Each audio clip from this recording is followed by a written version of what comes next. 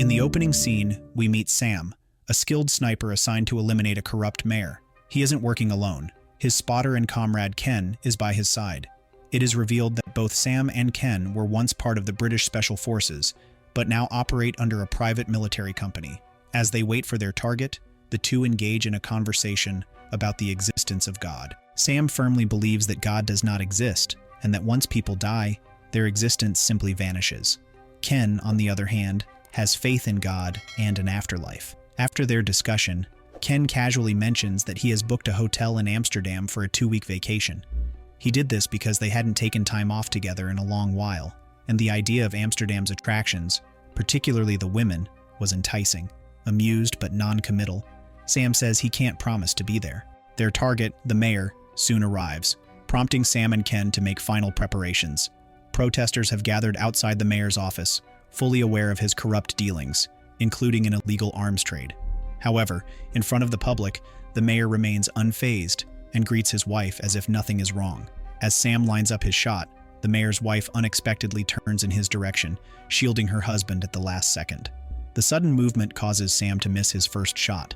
Ken urges him to stay focused, and on the second attempt, Sam successfully takes down the mayor. They quickly make their escape. As they prepare to reach their extraction point, they realize that the mayor's men are closing in fast.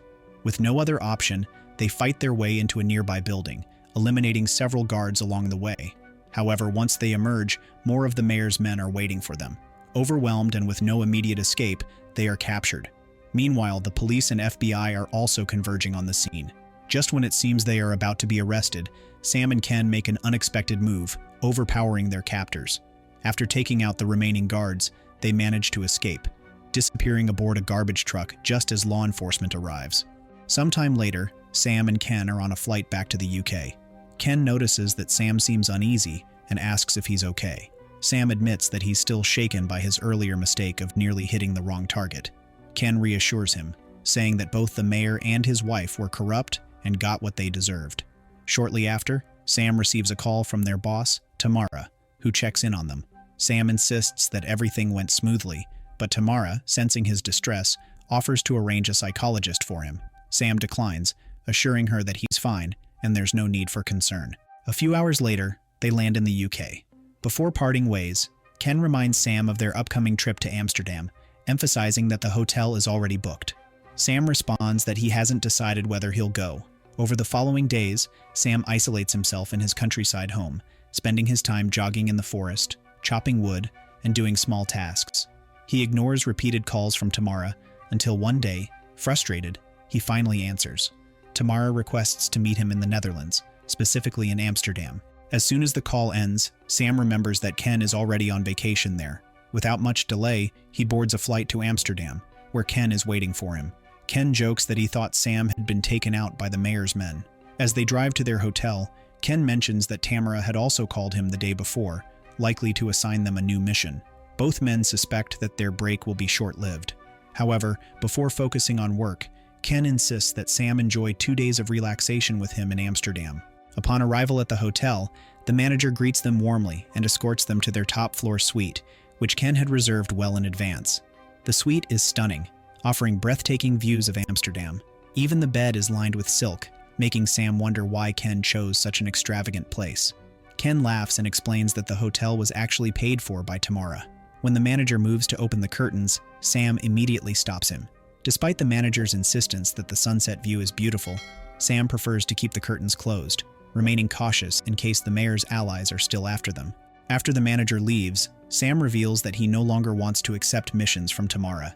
He has decided to retire. Ken is visibly disappointed, believing that Sam is the perfect partner. He even tries to persuade Sam to reconsider. However, Sam explains that the guilt over the mayor's wife's death still weighs heavily on him. Furthermore, he is confident that Ken can continue thriving as a sniper or spotter without him. In the end, Ken accepts Sam's decision and even begins contemplating retirement himself. Shortly after, 2 women arrive at their suite, offering massages.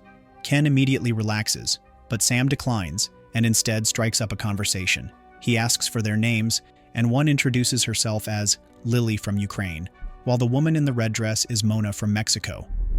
Since Sam refuses a massage, Mona attempts to entertain him by claiming she can read fortunes. Amused, Sam challenges her to read his current state of mind. To his surprise, Mona predicts that Sam will outlive the other three in the room.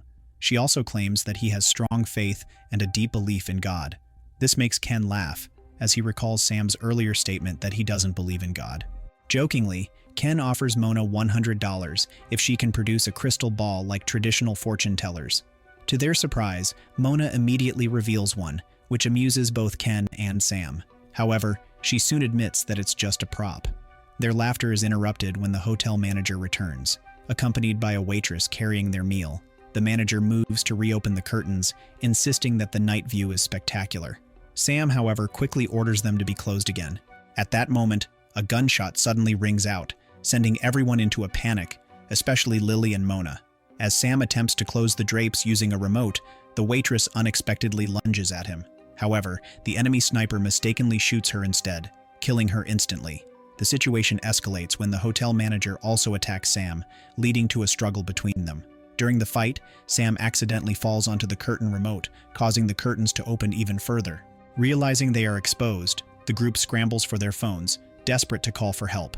Lily's phone is the most accessible, so Ken attempts to grab it while narrowly dodging incoming gunfire. Meanwhile, Lily, still in shock, stands up, nearly getting herself shot. Sam quickly reassures her, promising that everything will be fine. Knowing they need backup, he instructs Ken to contact Tamara, the only person who can help them.